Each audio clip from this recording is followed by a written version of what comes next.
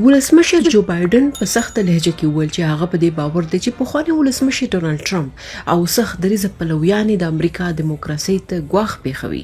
ولسمشر بایدن دا هم ویل نور دغه دروغ چې د 2020 کال په ټاکنو کې درغلي شوې ده نه اورېدل غواړي.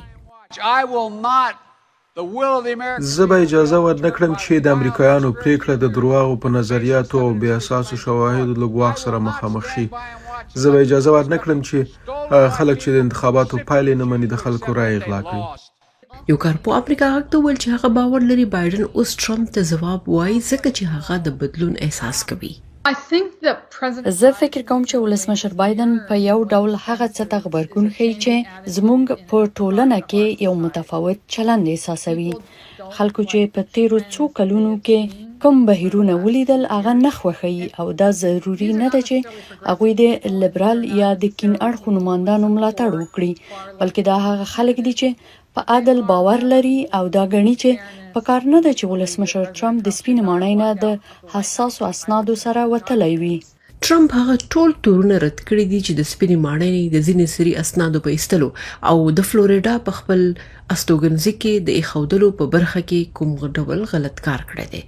د دې په ځای یې په اف بی آی او عدلیې وزارت سخت نیوکې کړي دي او ویل چې د هغه کور ته داخليدل په دیموکراسي بریدو. اف بی آی د ټرمپ د کور د تلاشي اجازه لرله. د پنځشنبه پورس ټرمپ ویل که هغه بیا انتخاباتو کې برخه واخلي او وټاکل شي هغه به د متحده ایالاتو په پلازمینه واشنگټن ډي سي کې د جنوري د 8 په برید کې د تشدد په جرمونو د محکوم شو ټولو ته د بخښنې ورکولو ته جدي کتنه وکړي. د امریکا نه بهر خلک هم ټرمپ لخوا د اسنادو د بیرته ورکولو انکار ساري چې امریکا غږ ته وویل چې هغه بېلابېل خبرګونونه اوري. په نړۍ کې د میلیارډونو خلکو لپاره چې په داسې یو هیواد کې ژوند نه کوي چیرته چې د عدلیې وزارت به د یو پخواني ولسمشر د تحقیق او احتمالي محاکمه کولو واک احساس کړي، دوی په امریکا کې دغه پیښو ته د حیرانتیا او شک په نظر ګوري. په بلجیم کې مشت یو کارپو وایي چې اکثره اروپایان امریکا ته په غور سره ګوري چې د نومبر د میاشتې منځمهاله ټاکنې را روانې دي.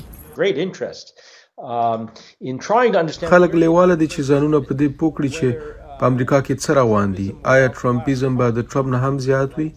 زه فکر کوم چې اروپایي مشرانو د ټرمپ د ولسمشرۍ زیاتره وخت په دې کې تیر کړ چې د ټرمپ سره څنګه کار وکړي. لسر امریکا غږ ته ویل چې تر ټولو مهمه دا ده چې متحدین امریکا ته د راتلونکي د تضمین په اړه ګوري او د تیر حکومت په وخت کې هغوی دغه ډول تضمین نه و ترلاسه کړی. نذرانه یوسفزۍ، امریکا غږ، واشنگټن.